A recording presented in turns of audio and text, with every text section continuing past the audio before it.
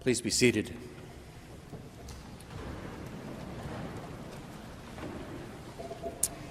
So there's yet another insidious temptation in today's readings. Actually, there's a couple. Did you catch them? There's a temptation that we all fall into from time to time, which is adopting a transactional view of God. That is, if I do this good thing, then God will do this other good thing for me or for someone close to me. But if I do this bad thing, God will punish me. It's basically confusing God with Santa Claus. Now, to be fair, it's an easy trap to fall into because this kind of transactional theology is all over our scriptures. Happy are they who have not walked in the counsel of the wicked. Everything they do shall prosper, but the wicked are like chaff that the wind blows away. Their way is doomed, right? Even Paul slips into it today. He is clearly fed up with the egregiously misbehaving Corinthians, and he's using this kind of transactional theology as a cudgel. Don't forget those 23,000 who died because of what they did, and all those others who were killed by serpents. And oh, by the way, stop complaining, because you know what happens to complainers? They get destroyed by the destroyer. So there are those examples, but there are plenty of counterexamples that counter this transactional theology in Scripture as well. Jeremiah laments over and over again, why does the way of the wicked prosper? Why are the workers of treachery at ease? The entire book of Job is an argument against this, the good are always rewarded and the bad are always punished trope. And Jesus is often reframing it, and very often he reframes it by saying things like, God causes the sun to rise on the malicious and the upstanding alike. God sends rain to the lawful and to the unlawful, therefore do good to all. But it is an easy temptation to slip into, right? When things are going great, I'm so blessed. And when things are hard, what did I do to deserve this? And you can hear that other temptation emerging from that second question, can't you? Oh, it's so sad that this horrible thing happened to you. You must have done something wrong. What did you do to deserve this? Did you venture into the wrong part of town? Did you make the wrong food choices? Did you click that link that was so clearly designed to trick you into clicking it so that someone could scam you? Right? All of those things that fall under this category of blaming the victim. And that's what's behind these questions about the Galileans who were slaughtered by Pilate while doing nothing but practicing their faith in the temple, and the 18 others who were killed by a collapsing tower. Clearly, the crowd reasons, they must have done something wrong. They must deserve it. But Jesus quickly reframes this, doesn't he, and tries to shake them out of this transactional blame the victim mindset. Do you think, he says, that they suffered because they were worse sinners? No. And here I really wish that he had repeated for God makes the sun to shine on the evil and the good and is kind to the ungrateful and the wicked, therefore love your enemies and do good. I wish that's what he had said, but that's not what he says. Or it might be more accurate to say that's not what Luke has him say here.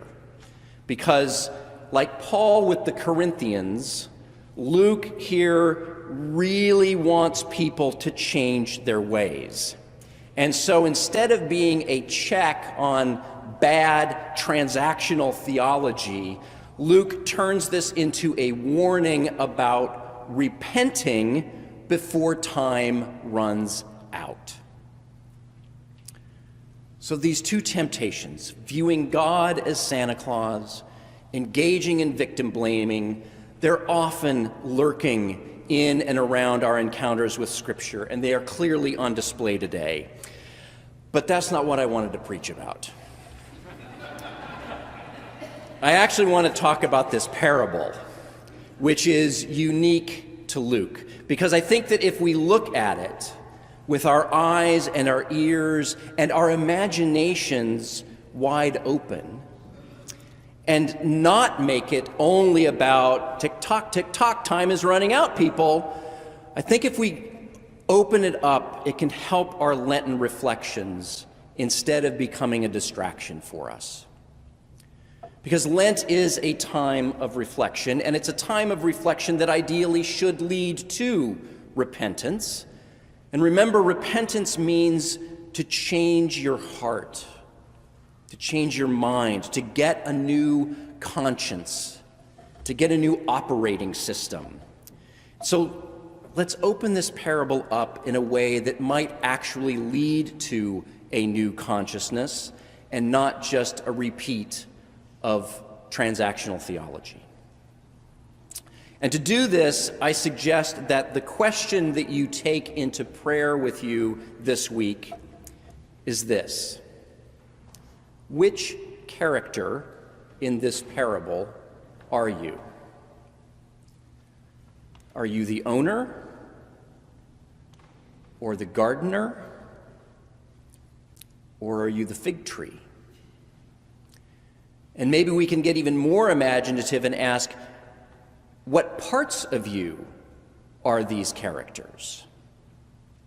Because maybe there is a part of you, or there's some activity in your life that you've been engaging in, that you've kept going and kept on life support for years and years, and it's still not producing fruit. It's not producing joy or giving you life. And maybe it was last year, or the year before that, or the year before that, when you said, just one more year, and this will maybe turn around. But those years are up, and maybe now really is the time to pull that whatever it is out and have it stop sucking limited and precious resources out of the soil of your life. Or maybe you're the gardener, and you really do have the resources and the knowledge to step up and tend others who don't have the wherewithal. Maybe you have the capacity to resist the owners who only care about efficiency and say, no, leave this one alone. I've got it. Maybe there's a part of you that is just waiting for an opportunity to resist the incessant demands that you do more, that you produce more, that you contribute more. And so maybe this Lent is the time that you can tell your owner to sit down and be quiet and just let the gardener in you have some more creative, life-giving space. And maybe, just maybe, you're the fig tree and you are feeling tapped out and fruitless. And what you really need is for someone else to do the digging in the dirt for a while. Maybe Lent is a time for you or the fig tree in you to get some air, to get some light, to add some additional nutrients so that you can blossom again. So what is nutrient draining in your life that does need to go? What might need more light and more space? And how can you nurture that? What part of you needs tending? and what needs to take a back seat for a time. Look, temptations are all around us. They always are. And we need to be attentive to them at all times. But Lent is a time to look deeply and to listen well and to be open to the wisdom that will help us figure out what it is that we really need, what we truly hunger for, and how best we can play our part in God's unfolding life of love and justice and peace.